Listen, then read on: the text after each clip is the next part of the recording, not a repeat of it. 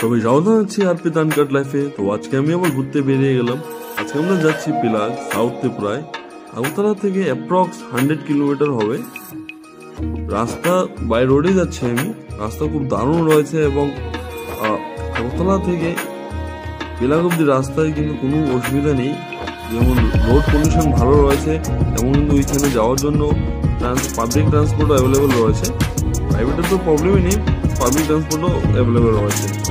এবং পিলাগ যাচ্ছি সেই রোড ধরে, রোডের দুপাশে কিন্তু খুব সুন্দর দৃশ্য রয়েছে। আগে দেখো আমি দেখাচ্ছি, পিলাগে মিউজিয়ামও রয়েছে এবং পিলাগে একটি মেলাও রয়েছে, সবটাই দেখাচ্ছি।